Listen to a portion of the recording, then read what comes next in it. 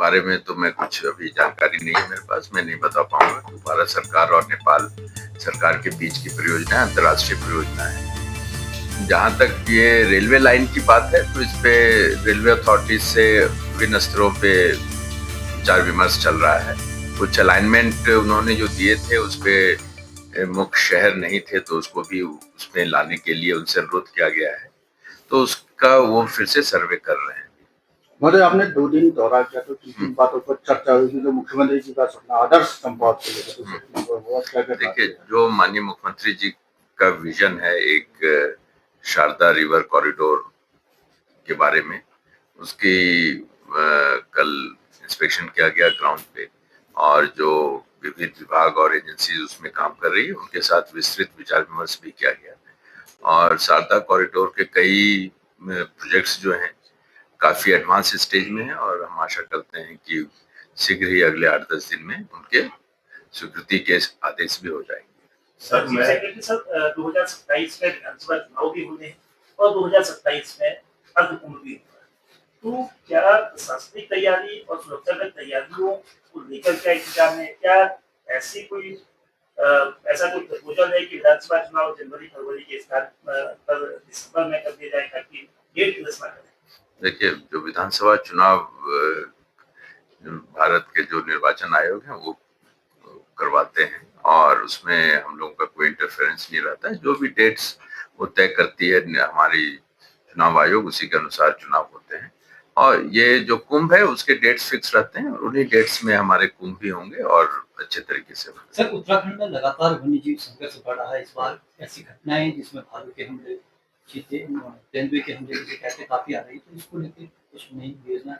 इसमें माननीय मुख्यमंत्री जी ने वन विभाग को बहुत ही कड़े निर्देश दिए हैं, और उस पर वन विभाग काम भी कर रहा है, अपनी टीमें वो जगह जगह लगा रहा है। प्लस जो इंजरी या डेथ हो रही है उसके जो हम कंपनसेशंस दिए जाते हैं सरकार द्वारा, उसको उसकी धनराशि भी बढ़ाई गई है।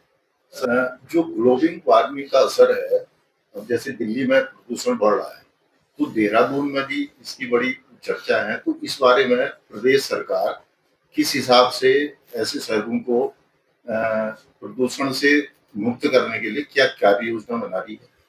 देखिए, ग्लोबल वार्मिंग या जो क्लाइमेट चेंज के एडवर्स इम्पैक्ट हैं वो केवल एक शहर या एक प्रदेश के कारण या वहाँ लिमिटेड नहीं होते। ये तो ग्लोबल फेनोमेना है, और उस पर ग्लोबल स्तर पर बातें भी हो रही है, कार्रवाई भी हो रही है।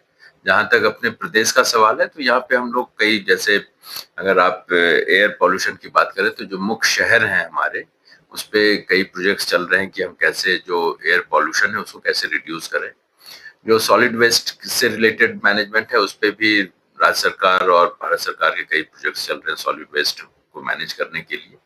और लिक्विड वेस्ट जहां तक है, और विशेषकर हमारी जो मुख्य मुख्य नदियां हैं उनमें लिक्विड वेस्ट ना जाए, उसके लिए भी हमारी नमामि गंगे एवं वन परियोजना के तहत कई कार्य हो चुके हैं और अभी काफी हो भी रहे हैं। सर, आज सुबह आपने गोलजी कॉरिडोर को लेकर निरीक्षण किया है और हमारे रोडवेज बस स्टेशन का भी निरीक्षण किया, वहाँ पे मल्टी स्टोरी पार्किंग भी प्रस्तावित था, तो इसको लेकर क्या दिशा निर्देश और कब तक इनमें काम शुरू होगा?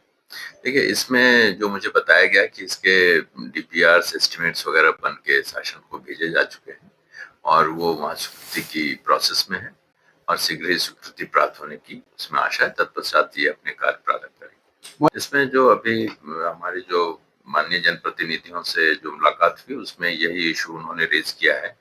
तो अभी क्या स्टेटस है, किस स्टेज पे है, तो इसकी ज्ञात करेंगे और इसमें कोशिश करेंगे कि शीघ्र से शीघ्र इसका स्वीकृति। नजूल पॉलिसी अभी जहाँ तक मेरी जानकारी है अभी माननीय न्यायालय से कोई उसमें रोक या स्टे है, और जब वो लीगल हर्डल्स खत्म होगा तो उस पर फिर आगे कार्रवाई। तो सरकार प्रयास नहीं करेगी? प्रयास कर रही है, उसमें हम लोग कोशिश कर रहे हैं कि वो जल्दी से जल्दी, उसमें बहुत सारी योजनाएं सरकार चला रही हैं और उसको एकीकृत करने की भी हम लोग कोशिश कर रहे हैं, चाहे वो कृषि क्षेत्र का हो, हॉर्टिकल्चर हो, एपीकल्चर हो, इंडस्ट्री जो हिल्स पे चल सकते हैं, इस तरह की कई योजनाएं सरकार चला रही है। और कई जगह हमें रिवर्स माइग्रेशन के एग्जाम्पल्स भी अच्छे आए हैं जो कि बाकी लोगों को भी हम दिखा रहे हैं, और बाकी लोगों को भी उससे सीखना चाहिए, और इसमें जहाँ भी कोई गैप्स होंगे उसको भरने की कोशिश की जाएगी।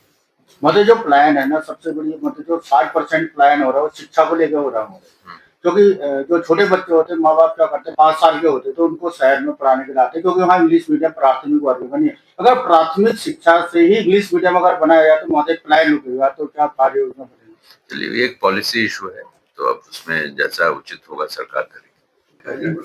जिले में आदमी करते हैं, मैं देख रहा हूँ कि कल से आपने हर चीज को बहुत बारीकी से मंडी में कई विकास की कार्यों जो की जा रही है। आप एक मिशनरी ऑफिसर रहे, एक कल से आप जो देख रहे हैं इसमें आप क्या नहीं करने वाले हैं? इसमें मैं जो परियोजनाएं प्रस्तावित हैं या जहाँ पे कार्य होना है उसको हम जल्दी से एक्सपेडाइट कराएं, जिससे कि जो काम होने हैं वो जल्दी से जल्दी धरातल पे हो।